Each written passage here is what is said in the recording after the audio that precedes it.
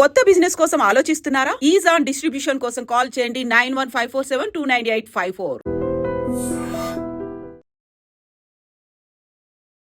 దాదాపుగా 25 కోట్ల ఏళ్ల క్రితం ఏర్పడి 4 రాష్ట్రాలని కవర్ చేస్తూ 650 కిలోమీటర్ల వరకు విస్తరించి ఉన్నటువంటి ఆరావళి పర్వతాల మీద ఇప్పుడు మైనింగ్ మాఫియా కళ్ళు పడ్డాయి అనేటువంటి వార్త దేశవ్యాప్తంగా సంచలనం కలిగిస్తోంది.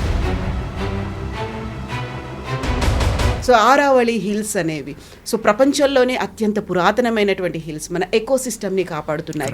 ప్రాపర్గా వర్షాలు పడడానికి, పొల్యూషన్ లేకుండా చేస్తున్నాయి, చలి రాకుండా ఉంటున్నాయి. మనకు ఒక బిగ్గెస్ట్ ఒక సేఫ్టీ సెక్యూరిటీ అందిస్తున్నటువంటి ఆ హిల్స్కి సంబంధించి వాటిని కొట్టేయాలి అనేటువంటి ఒక ఆలోచన వచ్చింది. అరావళి హిల్స్ అనేది థార్ డెజర్ట్ మన నార్త్ ఇండియన్ ప్లెయిన్స్కి సపరేట్ చేస్తుంది అనమాట. లేకుంటే ఎప్పుడో థార్ డెజర్ట్ ఢిల్లీ దాకా వచ్చేస్తుండే. ఇప్పుడున్న గొడవ ఎందుకు మొదలైందంటే మైనింగ్. ఈ ప్రాబ్లం ఎక్కడ వస్తుందంటే డెవలప్మెంట్ అనగానే మనం అంటాం మనం ఏం కొట్టకూడదు, ఏం చేయకూడదు అంటే రేపు మీకు కంకర్రాలు కావాలి, లేకుంటే మీకు గన్నేరాలు కావాలి, ఎక్కడి నుంచి తెచ్చుకుంటారు. ఇప్పుడు ఏ పరిస్థితికి వచ్చేసామంటే బొగ్గు మనం ఆస్ట్రేలియా నుంచి, ఇండోనేషియా నుంచి తెచ్చుకుంటున్నాం. మన దగ్గర బొగ్గు లేదని కాదు, కానీ ఇక్కడున్న స్కామ్లు కానీ, ఇక్కడున్న మిగతా మైనింగ్ రైట్స్ ప్రాబ్లం కానీ, ఒరిస్సా వైపు, ఆంధ్ర ఏజెన్సీ వైపు ఉన్న ప్రాబ్లం చూసి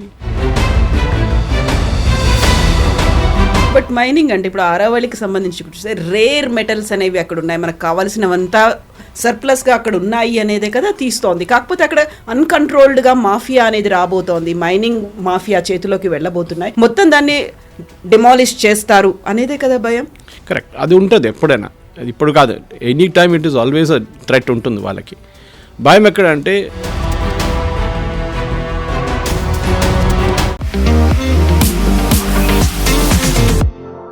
నమస్తే, నేను Kavitha. Welcome to I dream news and నిజాలు. దాదాపుగా 25 కోట్ల ఏళ్ల క్రితం ఏర్పడి 4 రాష్ట్రాలని కవర్ చేస్తూ 650 కిలోమీటర్ల వరకు విస్తరించి ఉన్నటువంటి ఆరావళి పర్వతాల మీద ఇప్పుడు మైనింగ్ మాఫియా కళ్ళు పడ్డాయి అనేటువంటి వార్త దేశవ్యాప్తంగా సంచలనం కలిగిస్తోంది. సేవ్ ఆరావళి హిల్స్ అనేటువంటి హ్యాష్ ట్యాగ్ కూడా సోషల్ మీడియాలో ట్రెండ్ అవుతోంది.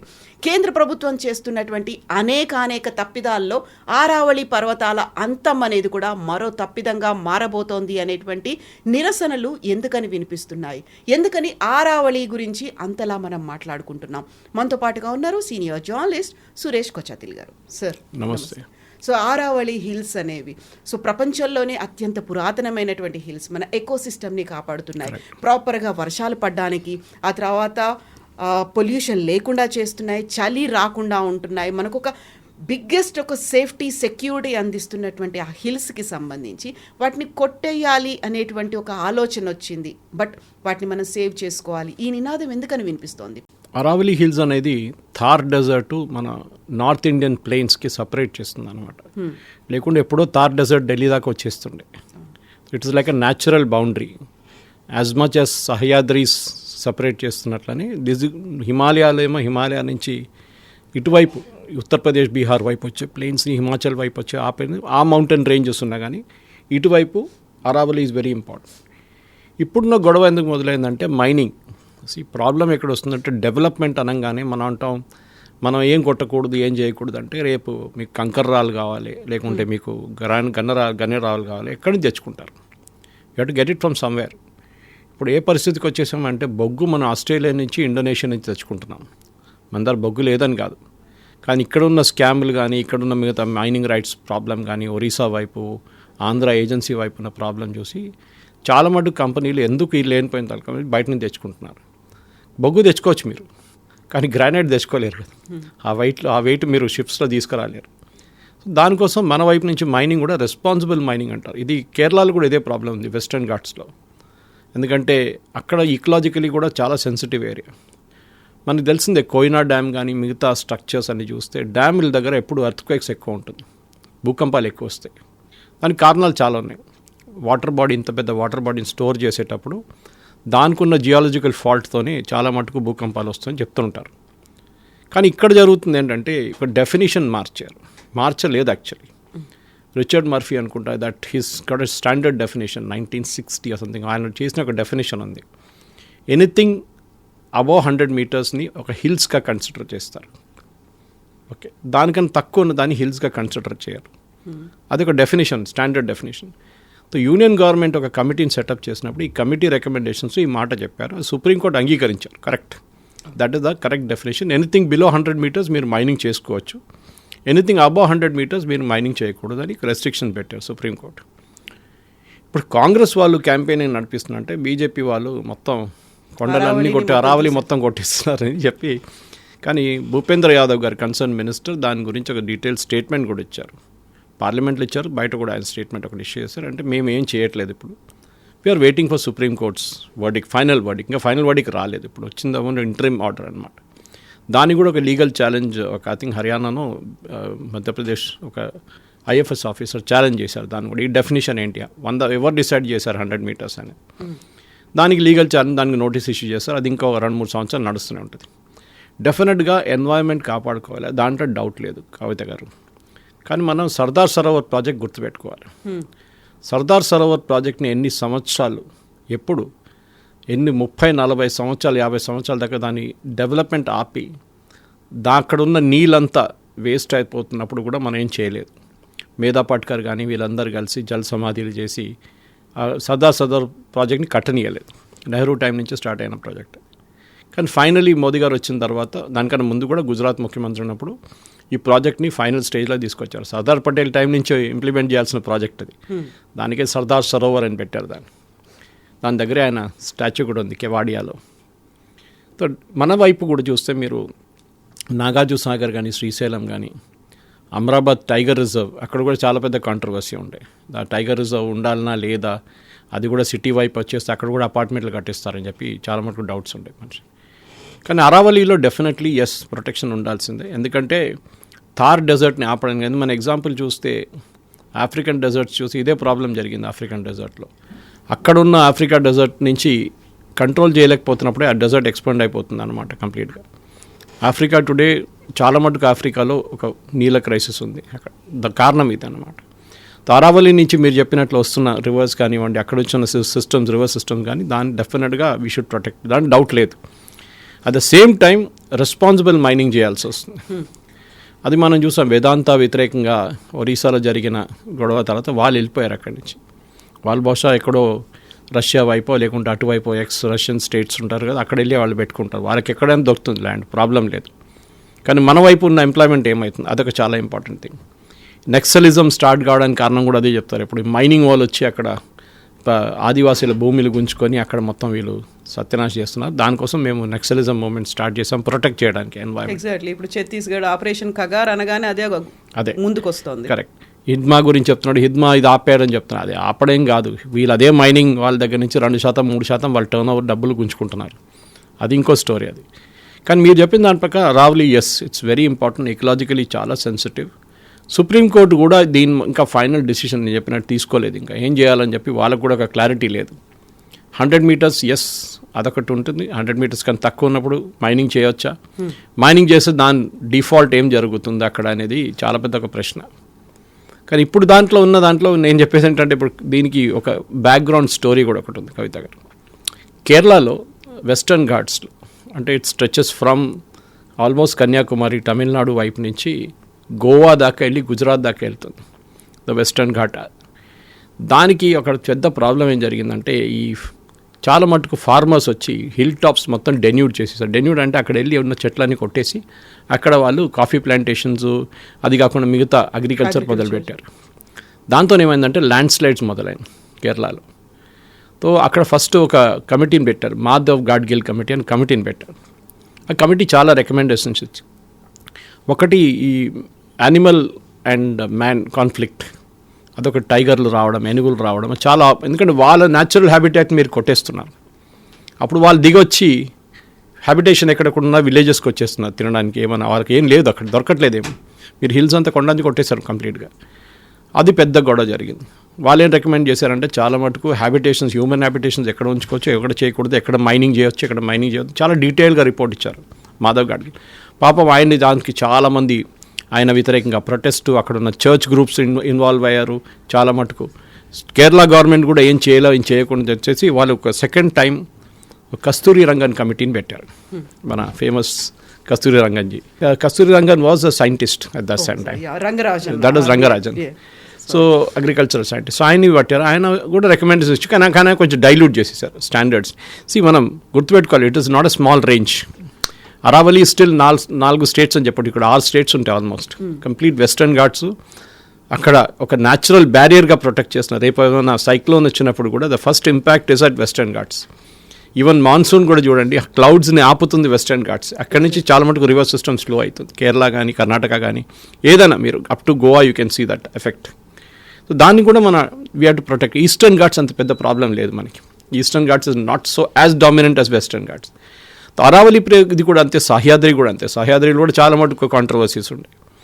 అక్కడ కూడా మైనింగ్ జరపొచ్చా వద్దా లేదా అని చెప్పి అక్కడ కూడా చాలా ప్రాబ్లమ్స్.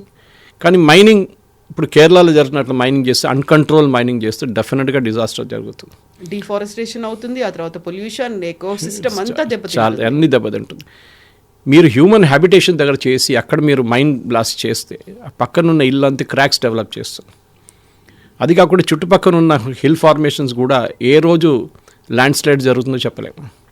వయనాడులో చూసాం మనం, మేజర్ ల్యాండ్ స్లైడ్ జరిగి ఎంతోమంది 405 మంది చనిపోయారు. ఇడిక్కీలో రెగ్యులర్గా నడుస్తుంది. ఎందుకంటే కంప్లీట్ మైనింగ్ యాక్టివిటీ అక్కడ కూడా ఉంది. మైనింగ్ ఒకటే కాదు, రియల్ ఎస్టేట్ యాక్టివిటీ మన షిమ్లాలో చూసాం, కేదార్నాథ్లో చూసాం.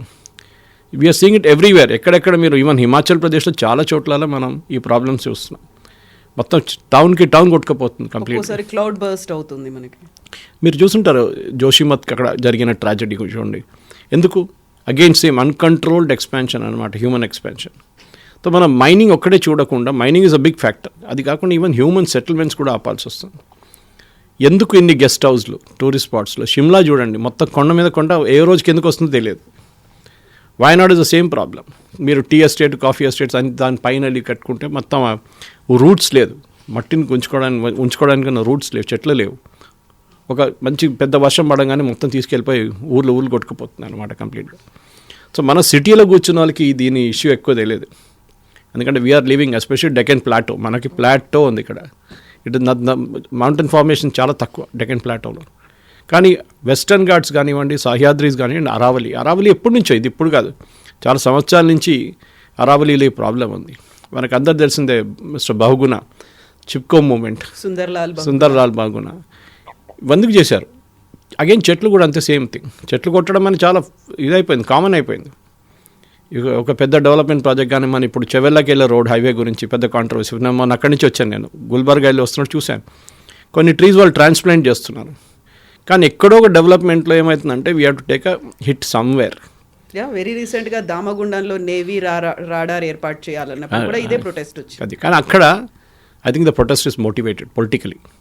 ఎందుకంటే ఆ నేవీ వాళ్ళు, ఆర్మీ వాళ్ళు వాళ్ళ ఏరియాలో వెళ్ళి చూడండి. ఇప్పుడు మేము మా వైపు రండి, మీరు బొలారం వైపు రండి, అల్వాల్ బొలారం వైపు. వాళ్ళు లేకుంటే అక్కడ ఇప్పుడు దాకా మల్టీ స్టోరీ అపార్ట్మెంట్ వచ్చేస్తుంది అక్కడ. ఆ గ్రీనరీ కానీ వాళ్ళు చాలా బాగా మెయింటైన్ చేసుకుంటారు. బ్రిటిష్ వాళ్ళు ఎట్లా వెళ్ళారు అప్పుడు కూడా అట్లనే ఉంది అక్కడ. చాలా తక్కువ కన్స్ట్రక్షన్ చేస్తారు ఆర్మీ వాళ్ళు. సో నేవీ ప్రాజెక్ట్ ఎస్, అది ఒక లో ఫ్రీక్వెన్సీ సబ్మెరీన్ ప్రాజెక్ట్. అది వాళ్ళు డెఫినెట్గా వాళ్ళు డిఫారెస్టేషన్ చేయరు, అఫారెస్టేషన్ చేస్తారు. వాళ్ళకు కూడా చాలా మటు స్ట్రాటజిక్ ఇంపార్టెన్స్ ఉంది దానికి. ఆ ఏరియా డెఫినెట్గా అనంతగిరి పక్కన ఉన్నంత ఆల్మోస్ట్ ధ్వంసం చేసేసారు కంప్లీట్గా. మనకు తెలిసిందే, not with the naval project, దానికన్నా ముందే గండిపేటకి వస్తున్న నీళ్ళు, that is from Osman Sagar and Himayat సాగర్కి వచ్చే నీళ్ళు వికారాబాద్ నుంచి వస్తుంది, అక్కడ అనంతగిరి నుంచి వస్తుంది అనమాట. ఆ గుడి పక్క నుంచి స్టార్ట్ అవుతుంది అది.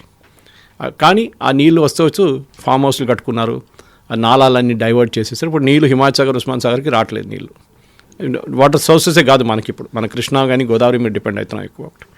అరావలి డెఫినేషన్కి వచ్చాక లార్జర్ డిబేట్ జరగాల్సింది. మన వైపు కూడా చూడండి కవిత గారు, మీరు హైదరాబాద్ నుంచి 20-30 కిలోమీటర్ దూరం వెళ్ళండి, కొండలు కొట్టేస్తున్నారు కంప్లీట్గా. కాజాగూడ చూడండి, Khajaguda use to be a rock climbing destination. Shamirpet, exactly మేము మిషన్ భగీరథ కడుతున్నాం అని చెప్పి షామీర్పేట్లో ఉన్న మొత్తం కొండలు కొట్టేశారు. కట్టారా? కట్టలేదు. రిజర్వాయర్ కూడా కట్టలేదు. అక్కడ ఉన్న ఒక గుడి ఉందని చెప్పి చాలా మటుకు హ్యాపీ పెట్టారు, లేకుంటే అది కూడా పోతుండే. ఒక వెంకటేశ్వర గుడి ఉంది షామీర్పేటలో పైన. ఎందుకు? సిటీ ఎక్స్పాన్షన్, రియల్ ఎస్టేట్ అనేది ఒకటి ఇక్కడ వచ్చింది. లేదు, షామీర్పేటలో ఆలోచించండి, అట్లాంటి rocks it form millions of years ago. Khaja కూడా అంతే. సిటీలో ఎన్నో చోట్ల ఉన్నాయి మన దగ్గర అన్కంట్రోల్. మీకు మైనింగ్ చేయాలని మీరు ఇంకెక్కడ వెళ్ళి చేయండి, మీరు ఇక్కడ ఎందుకు చేస్తున్నారు? బట్ మైనింగ్ అంటే ఇప్పుడు అరవల్లికి సంబంధించి చూస్తే రేర్ మెటల్స్ అనేవి అక్కడ ఉన్నాయి, మనకు కావాల్సినవంతా సర్ప్లస్గా అక్కడ ఉన్నాయి అనేదే కదా తీస్తోంది. కాకపోతే అక్కడ అన్కంట్రోల్డ్గా మాఫియా అనేది రాబోతోంది, మైనింగ్ మాఫియా చేతిలోకి వెళ్ళబోతున్నాయి, మొత్తం దాన్ని డిమాలిష్ చేస్తారు అనేదే కదా భయం. కరెక్ట్, అది ఉంటుంది ఎప్పుడైనా, అది ఇప్పుడు కాదు, any time it is always a threat ఉంటుంది వాళ్ళకి.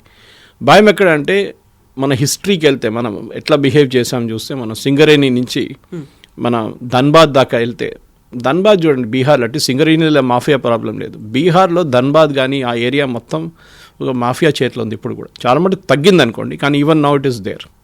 కోల్ మాఫియా అనేది స్మగ్లింగ్ మాఫియా. మీరు రాయ్పూర్ ఎయిర్పోర్ట్లో దిగి కోర్బా వైపు power plant, NTPC power plant నేను 2-3 సార్లు వెళ్ళాను, అక్కడ గెస్ట్ లెక్చర్కి వెళ్ళాను. అక్కడ ఆ వెళ్తున్న రూట్లో మొత్తం ట్రక్లు కనిపిస్తాయి మీకు, అది కూడా రాత్రిపూట, అన్ని స్మగ్లింగ్, కోల్ స్మగ్లింగ్ నడుస్తుంటాయి అక్కడ కూడా. ఈ మాఫియా అనేది వాళ్ళకి ఏంటంటే వాళ్ళకి డబ్బులు సంపాదించారు ఎట్లయినా. వాళ్ళ దగ్గర ఉన్న కాంట్రాక్ట్ టైంలో ఆ 10 సంవత్సరాలు 15 సంవత్సరాలు లీజ్లో తీసుకున్న టైంలో వాళ్ళు మొత్తం ఫినిష్ చేస్తే ఏం మిగలదు అనమాట. ఇది ప్రతి దగ్గర మీరు చెప్పిన రేర్ ఎర్త్స్, ఫర్ ఎగ్జాంపుల్ లదాఖ్లో రేర్ ఎర్త్స్ ఉన్నాయి, పాకిస్తాన్ వైపు గిల్గిట్ బాల్టిస్తాన్ అటువైపు ఉంది, అమెరికా అక్కడే ఎక్స్ప్లాయిట్ చేస్తున్నారు. ఇటువైపు మయన్మార్, నార్దర్న్ మయన్మార్లో రఖీన్ ఏరియాలో రేర్ ఎర్త్స్ ఉంది. రేర్ ఎర్త్స్ మనకి కావాల్సింది, దాంట్లో డౌట్ లేదు. ఎందుకంటే మన జీవితంలో ప్రతిదీ, మన వాచ్ నుంచి ఒక మొబైల్ ఫోన్ లోపల కూడా చిన్న మ్యాగ్నెట్స్ ఉంటుంది, రేర్ ఎర్త్స్ తయారు చేసింది, అది మనకు కావాల్సింది. ఇప్పుడు చైనాకి మొనోపలి ఉంది దాంట్లో, కానీ అక్కడ కూడా కవిత గారు ఎప్పుడు చూస్తే మీరు ఒక డిఫైన్డ్ మాఫియా ఉంటుంది అడ్డుకోవడానికి కూడా. కూడంకులం పవర్ ప్లాంట్ మనం చూసాం, అడ్డుకోవడానికి చాలా ట్రై చేశారు దాని, కానీ at least one good thing Manmohan Singh government టఫ్గా ఉన్నారు, లేదు నడవాల్సిందని చెప్పి it went on. But Sterlite ప్లాంట్ని క్లోజ్ చేయించారు, పొల్యూషన్ ఉంది, అది ఉంది, ఇది ఉంది అని చెప్పి. ఇండియా నెట్ ఎక్స్పోర్టర్ ఇంపోర్టర్గా అయిపోయారు. ఇప్పుడు మనం బయట నుంచి తెప్పించుకుంటాం కాపర్, వివర్ ఎక్స్పోర్టర్. దానికన్నా ముందు ఎక్స్పోర్ట్ చేస్తుంది, బయటికి పంపిస్తుంది దాన్ని. ఇప్పుడు చైనా, పాకిస్తాన్ దగ్గర నుంచి మనం కొంటున్నాం కాపర్.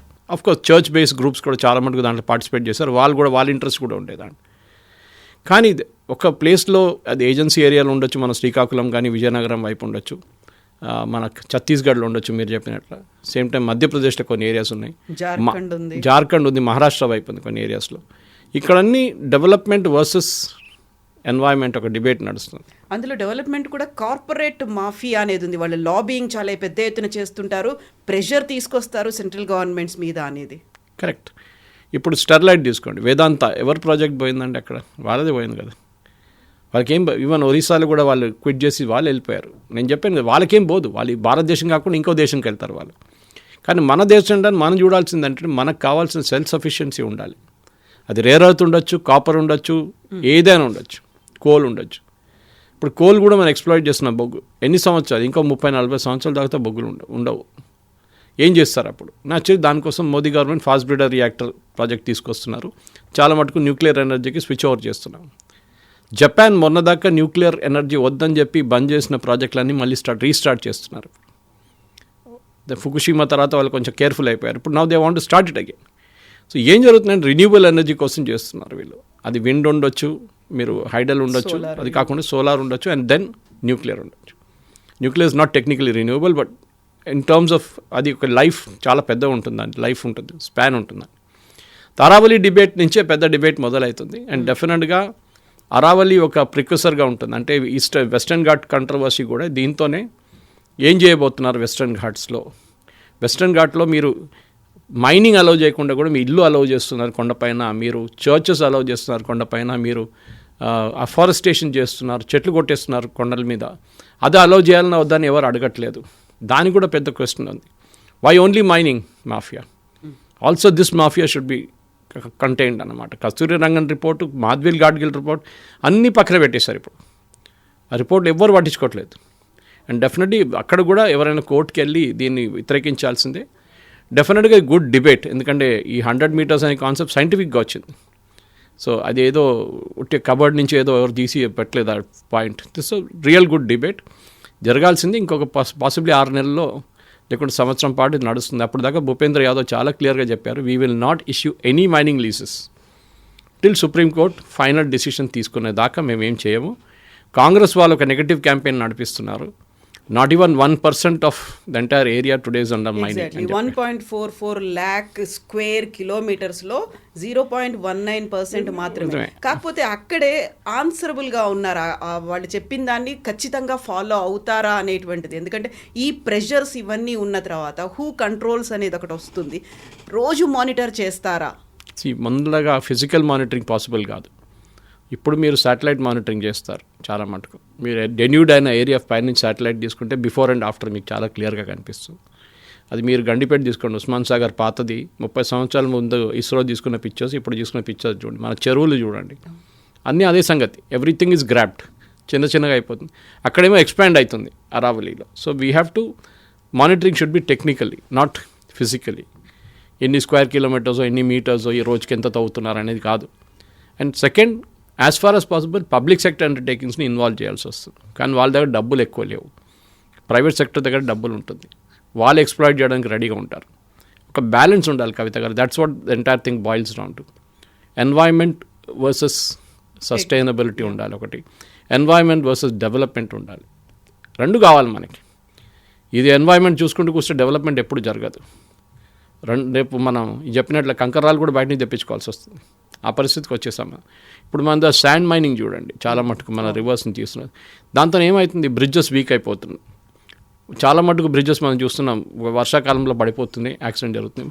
బ్లేమ్ ఎవరిని చేస్తారు, గవర్నమెంట్ బ్లేమ్ చేస్తారు. కానీ అక్కడ దాని నుంచి ఇసుక తీసుకెళ్తున్నారు ఎవరు? క్వాలిటీ కన్స్ట్రక్షన్ లేదు అనేది వస్తుంది అక్కడ. కేరళలో మా దగ్గర భారతపుర అని చెప్పి it's a big river that flows into the sea from the mountains. ఆ రివర్లో ఎన్నో సంవత్సరాల నుంచి ఇసుక తీసి ఇప్పుడు ఆ రివర్ కోర్సే మార్చేసింది. ఒకవైపు వెళ్ళిపోయింది అది కంప్లీట్గా. ఇప్పుడు అక్కడ ఇసుక లేదు, ఏం లేదు అక్కడ. వైల్డ్ గ్రోత్ వచ్చేసింది. ఆ రివర్ని కంట్రోల్ చేయలేకపోతున్నారు. దాంతోనే అక్కడ మీకు చాలా మటుకు లెసన్స్ వచ్చాయి. ఎందుకంటే కేరళలో ఇసుక లేదు, తమిళనాడు నుంచి కర్ణాటకని తెప్పించుకుంటున్నారు ఇప్పుడు. ఆ పరిస్థితికి వచ్చేసారు. So you don't have, so you get from somewhere. చాలా మటుకు మనం చూస్తున్నాం రోబో శాండ్ లాంటి శాండ్ కూడా యూజ్ చేస్తున్నారు ఇప్పుడు కన్స్ట్రక్షన్ సెక్టర్లో. ఎందుకంటే న్యాచురల్ శాండ్ దొరకట్లేదు మీకు. ఇదే సేమ్ ప్రాబ్లం మీకు గ్రానైట్లో కూడా రాబోతుంది, రేపు రేర్ ఎర్త్స్లో కూడా రాబోతుంది. రేర్ ఎర్త్స్ భారతదేశంలో మోదీ గవర్నమెంట్ ఒక పాలసీ పెట్టారు ఆల్రెడీ. 9 సంవత్సరాల్లో we should be self sufficient in rare earths అని చెప్పి ఒక బడ్జెట్ కూడా పెట్టారు దానికి. బహుశా రేర్ ఎర్త్స్ అక్కడ ఒకటే కాదు, చాలా చోట్ల ఉన్నాయి. We should do it. మీరు చెప్పినట్లు it's be responsible. That is the main thing. కాకుంటే మొత్తం అంతా మోదీ చుట్టేపడు. మోదీ బోల్డ్ అన్ని తప్పిదాలు చేస్తూ వస్తున్నారు. అందులో ఇది ఇంకొక మేజర్ తప్పిదంగా అవబోతోంది అనేది. అందులో అక్కడ విలేజర్స్ ప్రొటెస్ట్ చేస్తున్నారు, బయటకు వచ్చి మాట్లాడుతున్నారు. రాజస్థాన్ మొత్తంగా ఎడారిగా మారిపోతుందని. ఢిల్లీలో ఇప్పటికే పొల్యూషన్ అనేది ఎక్కువ ఉంది. గ్రీన్ లంగ్గా అరావలి హిల్స్ అనేవి ఉంది. దీన్ని కొట్టేస్తే వాట్ అబౌట్ ఢిల్లీ అనేది. సో ఇదంతా మనకి ఎక్కువ చలి విపరీతంగా వచ్చే ఛాన్సెస్ ఉన్నాయి. సౌత్కి కూడా అది విస్తరిస్తుంది అనేమాట. వీటన్నిటిని దృష్టిలో పెట్టుకుని అసలు గవర్నమెంట్లో ఎవరైనా వాళ్ళకి సజెషన్స్ ఇచ్చే వాళ్ళు ప్రాపర్గా ఉన్నారా, టెక్నికల్ ఎక్స్పర్ట్స్ ఉన్నారా లేదా, ఇవన్నీ వినిపిస్తున్నాయి. సుప్రీంకోర్టులో ఉంది ఇప్పుడు, గవర్నమెంట్ దగ్గర కూడా లేదు. ఇప్పుడు this out of governments hand. Supreme court decide చేస్తున్నారని, వాళ్ళ టెక్నికల్ కమిటీ వాళ్ళ దగ్గర ఉంది, అడ్వైజర్స్ ఉన్నారు, వాళ్ళకి చాలా మటుకు వాళ్ళు చూసుకుంటారు. ఇది ఒక పొలిటికల్ క్యాంపెయిన్ నడుస్తుంది. ఎందుకంటే రాజస్థాన్ నుంచి ఢిల్లీ వైపు ఇప్పుడు మీరు చెప్పిన ఢిల్లీలో జరుగుతున్న AQI లెవెల్స్కి స్టబుల్ బర్నింగ్, పంజాబ్లో, హర్యానాలో, కొంత మటుకు యూపీలో జరుగుతున్న స్టబుల్ బర్నింగ్తోనే ఇది నడుస్తుంది. ముందు ఏమన్నారు, దీవాళీ టైంలో పటాకాలు కాల్చున్నారని చెప్పి ఇది నడుస్తుందని చెప్పి దీవాళీ టైంలో పటాకాలన్నీ బ్యాన్ చేశారు. ఇప్పుడు we are now in close to January. ఇప్పుడు పటాకాలు ఏమైనా ఉన్నాయండి, దీవాళీ ఏమైనా ఉందా? మళ్ళీ ఎట్లా వస్తుంది అక్కడ? AQI లెవెల్స్ ఎట్లా తగ్గింది? AQI లెవెల్స్ కల్కటాలో తగ్గింది. ఎట్లా తగ్గింది మీరు చెప్పండి. మీరు ఢిల్లీని తిడుతున్నారు, అదే 500 AQI కల్కటాలో ఉంది. ఎవరు ప్రొటెస్ట్ చేయట్లేదు అక్కడ. ఢిల్లీలో మీరు ఫస్ట్ స్టబుల్ బర్నింగ్ ఆపండి. మరి అక్కడ పని చేయరు, అది పొలిటికల్ డెసిషన్. అది వీళ్ళు తీసుకుంటలేరు. పంజాబ్ ఉన్న గవర్నమెంట్ చేయట్లేదు, హర్యానా గవర్నమెంట్ చేయట్లేదు, చాలా మటుకు ఈవెన్ యూపీ గవర్నమెంట్ చేయట్లేదు. వీళ్ళు ముగ్గురు కలిసి చేస్తే చాలా మటుకు పంజాబ్ 90% డ్యామేజ్ పంజాబ్ వైపు నుంచి వస్తుంది. ఎక్కువ గోధుమ ఉంటుంది, ఆ తర్వాత అది బర్నింగ్ చేస్తారు, స్టబుల్ బర్నింగ్. దానికోసం వాళ్ళు ఎక్విప్మెంట్ తయారు చేసి ఇచ్చారు వాళ్ళకి. వాళ్ళు ఎట్లా దాన్ని కంట్రోల్ చేయాలి, దాన్ని రీయూస్ ఎట్లా చేయాలని చెప్పారు. కానీ వాళ్ళు వాడుకుంటలేరు, ఎందుకంటే కొన్ని ఎక్స్ట్రా కాస్ట్ పడుతుంది దానికి. ఆ సబ్సిడీ కూడా ఇచ్చారు, అప్పుడు కూడా వాళ్ళు వాడుకుంటలేరు. సో డెఫినెట్గా పనిష్మెంట్ అనేది ఒకటి ఉండాలి. ఢిల్లీ AQI లెవెల్స్ చూసి అక్కడున్న ఇప్పుడున్న రేఖా గుప్తా గవర్నమెంట్ తిట్టడం కాదు. దీనికన్నా ముందు షీలా దీక్షిత్ ఉన్న టైంలో కూడా జరిగింది. కానీ ఆ టైంలో పంజాబ్లో ఉన్న స్టబుల్ బర్నింగ్ అంత ఎక్కువ లేకుండే. దాని తర్వాత వచ్చిన అరవింద్ కేజ్రీవాల్ గవర్నమెంట్ టైంలో కూడా AQI 380, 400 దాకా వచ్చింది. అప్పుడు ఎవరు ప్రొటెస్ట్ చేయలేదు. ఇప్పుడు ఒక పొలిటికల్ ప్రొటెస్ట్ నడుస్తుంది. మోదీ గవర్నమెంట్ దీంట్లో ఏం డిసిషన్, అదే భూపేంద్ర యాదవ్ గారు చెప్పారు, it's a determined political campaign. మేము ఏ డెసిషన్ తీసుకోలేదు ఇంకా. సుప్రీంకోర్టు చెప్పిన ఏ డెసిషన్ ఉంటే మేము ఆ డెసిషన్ తీసుకుంటాం. మీకు ప్రాబ్లం ఉంటే you go approach the supreme court. As a party కానీ యాజ్ అ గవర్నమెంట్ మేము ఇండిపెండెంట్గా మేము డెసిషన్ తీసుకోలేము. Since the matter is in the court. Court ఏం చెప్తారో మేము అది పాటిస్తామని క్లియర్గా చెప్పారు. ఎస్ సార్, చూద్దాం కోర్టు ఏం చెప్తుందో. Thank thank you very much. And for more videos, Please subscribe to iDream. Please subscribe to iDream. Please subscribe iDream. And please subscribe to iDream. For more videos, subscribe to iDream. please like, share and subscribe to the channel. Congratulations, iDream. Subscribe to iDream. Subscribe to iDream. So subscribe to iDream Media. iDream ki iDream team అందరికి huge congratulations. Please subscribe iDream Media. Please subscribe to iDream. Subscribe iDream. Please subscribe to iDream. iDream అంటే నా కళల channel subscribe చేసుకున్న నోరు తిరుగుతలేదు. మీరైతే గంట గుర్తు కొట్టండి. For more such videos, please subscribe to iDream. Subscribe to iDream. Please subscribe to iDream. Please subscribe iDream Media. Please do subscribe to iDream. Please subscribe to iDream Media. For best entertainment and information, please subscribe iDream. And don't forget to subscribe to iDream.